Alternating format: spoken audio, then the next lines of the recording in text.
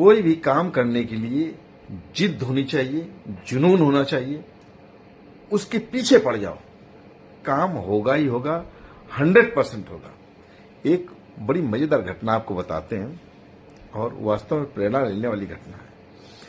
मेरा एक दोस्त था कानपुर में, वो LIC में एजेंट था। तो अपनी आत्मकथा बता रहा था। कह रहे थे कि यार हम बड़े चौराहा जाया करते थे एक बीमा के काम से। हमको एक बिल्डिंग दिखा करती थी, घर बड़ा बढ़िया बना था, 3 खंड का घर था और हमें ऐसा लगा कि इसमें जो भी रह रहा होगा तो इस घर का मालिक मतलब इकोनॉमिकल स्ट्रांग होगा। बाकी वो कैसा है कैसा नहीं इस बात से उसे कोई मतलब नहीं था। उसे थोड़ा सा पैसे कौड़ी से मजबूत आदमी चाहिए था। हमने पता किया कि घर किसका, तो पता चला कि ये घर किसी वकील साहब का है। अब यार हमारे मन में आया कि वकील साहब का हम बीमा करेंगे यार, लेकिन कैसे करें, दूर दूर से कोई जान पहचान नहीं है वकील साहब से। हाँ, वकील साहब के घर के बाहर उनकी माता जी कुर्सी में डाल के बाहर अक्सर बैठी मिला करती थी। हमने पहला जरिया माता जी को ही बनाया। एक दिन हमने जाकर के अपनी साइकिल से जाता था, अपनी साइकिल उनके पास खड़ी की और हमने कहा माता जी बहुत प्यास लगी है, थोड़ा पानी पिलवा दीजिए। तो वही माता जी ने पानी पिलवा दिया। बातें जो हमने सेट की थी, लक्ष्यदार बातें माता जी से करते रहे, बाकायदा मतलब उनको प्रणाम करके। तो कुर्सी भी उन्होंने मंगवा दिया कि ले आओ कुर्सी, बैठो। बैठ कर बातें करने लगी। फिर हमने कहा कि माता जी थोड़ा साइकिल अगर कहीं तो खड़ी कर दें 10 मिनट के लिए, थोड़ा हमारा वहां पर काम है, हो आए जाके। तो बोल हो आ जाओ, कर जाओ जाके। करिए कि इसके बाद में हम अक्सर वहां पर आने लगे।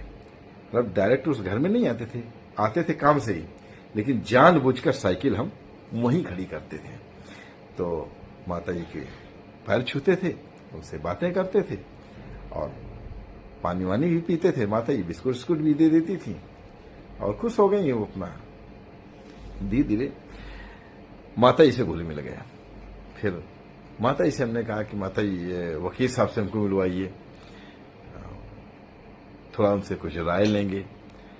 तो हमने जबरदस्ती का एक मतलब कहने का झूठी मूठी राय उनसे अपने सेट कर ली थी। उस राय के बहाने हम वकील साहब से मिले और जो बातें हमने, चूंकि भाई एजेंट था प्रॉपर, तो कहना हमने जब उद्देश्य था कि इनका हमें बीमा करना ही करना है, तो जा करके अपना उस सबसे बात करते थे और घुल मिल गए। और बात में मतलब ऐसा जरूर करते थे कि अगले दिन के लिए कुछ न कुछ बात छूट जाए उसमें, ताकि वकील साहब से मिलने का मौका मिले। धीरे धीरे जब वकील साहब से भी हम घुल मिल गए, तब हमने उनसे अपनी बात बताई कि आप बहुत अच्छी स्कीम है और चाहे तो आप बीमा कर लें। कहा कोई बीमा में करवाता थोड़ी ये आसानी से, तो पीछे पड़ना पड़ता है। वकील साहब को मतलब इतना जरूर हम कर चुके थे अपने बस में कि वो डायरेक्ट मना नहीं कर पा रहे थे और मना नहीं कर सकते थे। हाँ, टाल जरूर रहे थे कि हाँ नहीं है तो सही, कोई बात नहीं, देखो अच्छा करवा लेंगे। तो हम बताइए कब तक करवाएंगे, चिंता न करिए, कोई दिक्कत हो पैसे कौड़ी तो बताइए। नहीं, अब कहना उन्होंने तारीखें देनी शुरू की कि फला तारीख को करवा लेंगे, ढिकाने तारीख करवा, इस महीने करवा, उस महीने करवा लेंगे। और जो तारीख जितने बजे कहें वो बिल्कुल नोट कर लें, उसी तारीख को ठीक उतने बजे उनके घर पहुंच जाए।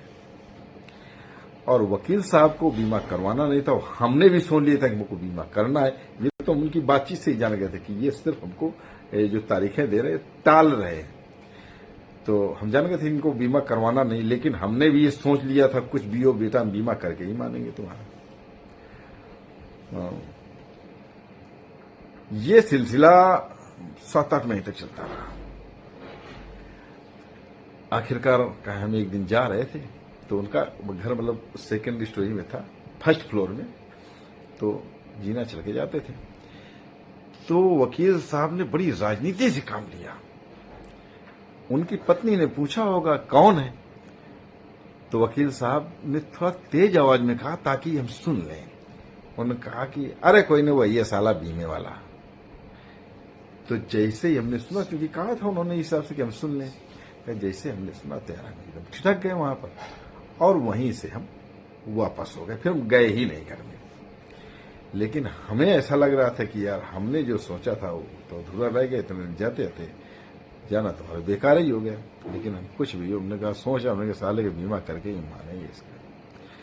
कहा हम फिर गए नहीं उस दिन के बाद उसके यहाँ, सीधा रक्षाबंधन के दिन गए। रक्षाबंधन को बोला 1 किलो मिठाई लेकर के और 2-3 राखियां की लेकर के पहुंची जाकर।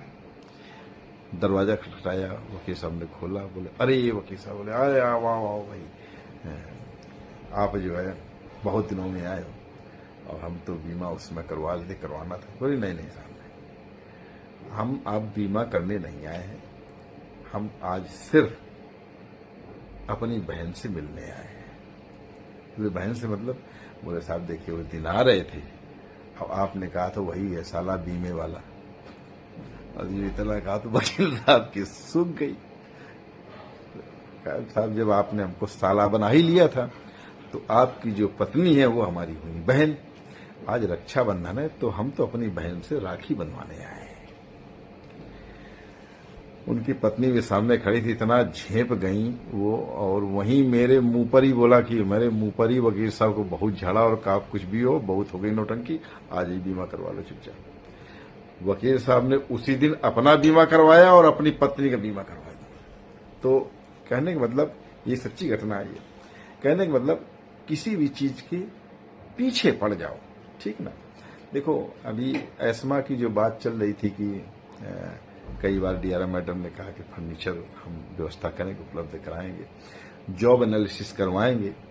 हम लोग क्यों ऐसा हुआ, बार बार क्यों टल रहा है, ठीक ना। डीआरएम मैडम ने कहा कि बिल्कुल 8 दिन में हम करवा देंगे, और कई बार कहा है, लेकिन अभी तक फर्नीचर कहीं नहीं पहुंचा। एसी लगने की बात है कि हर ऑफिस में एसी लगेगा, हाँ लग जाएगा, लेकिन अब तक कहीं नहीं हुआ, ठीक ना। कहीं एक जगह हो गया तो होगा। इसका सबसे बड़ा कारण ये कि हम लोग उस बीमा एजेंट की तरह हाथ पांव धोकर पीछे नहीं पड़े, ठीक है ना। कुछ नहीं, हम जाएं, हर बार जाएं, जब कहें हमसे अधिकारी कहें कि इतने दिनों में काम हो जाएगा, उतने दिन ना हो तो हमको तुरंत जाना चाहिए, पीछे पड़ जाना चाहिए। 100% काम होगा, 100% गारंटी है, ठीक। और यही नहीं, कोई भी काम हो जिंदगी में, कोई भी काम हो, यदि जुनून है आपके अंदर तो काम होगा, 100% होगा। आपके जुनून और जिद के आगे ईश्वर भी मजबूर होता है, वो स्वयं आएंगे आपका काम करवाने के लिए, हमारा दावा है।